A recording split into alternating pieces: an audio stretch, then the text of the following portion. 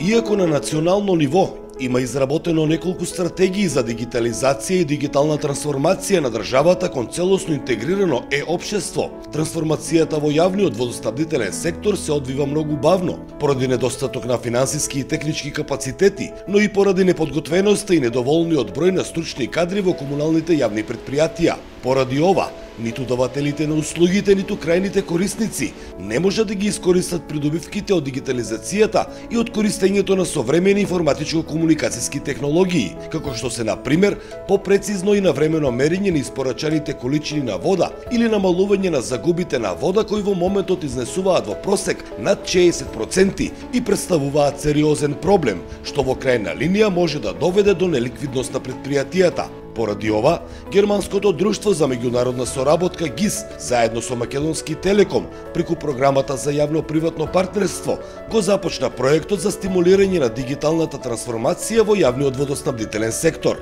Проектот ќе им помогне на давателите на водни услуги да имаат поголема контрола врз бизнис процесите, да ја подобрат ефикасноста во работењето преку зголемена продуктивност и намалени трошоци.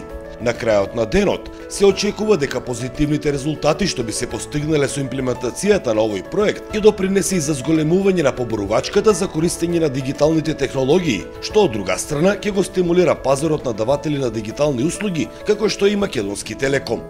Конкретно, проектот ќе обезбеди во 3 пилот општини во Република Македонија инсталација на така наречени паметни водомери. Со инсталацијата и монтирањето на овие паметни водомери, сакаме да го покажеме економскиот бенефит кој што би ги добиле претпријатијата доколку ја користат ова најнова технологија на уреди за мерење на потрошената количина на вода. Ова е само еден сегмент од долгиот процес на дигитализација на комуналниот сектор, но ќе нуди низ за придобивки. Една од нив е и тарифирањето на водните услуги. Регулаторната комисија за енергетика има платформа која што е целосно дигитализирана и во која што во најголем дел комуницираме со претпријатијата. Значи, сите тие дописи, преписки ги немаме, комуницираме преку нашата платформа и сакаме да ја надградиме со една единствена цел да добиваме извештаи за пократки периоди и тие извештаи за пократки периоди во соодветен формат да ги објавуваме и да и станат што е можно повеќе достапни на јавност. Според меѓународните експерти, трансформацијата, модернизацијата и одржливоста на претпријатијата се темели на развојната стратегија. Бизнис планот не треба да биде подолго 4 години, колку што трае мандатот на избраното раководство.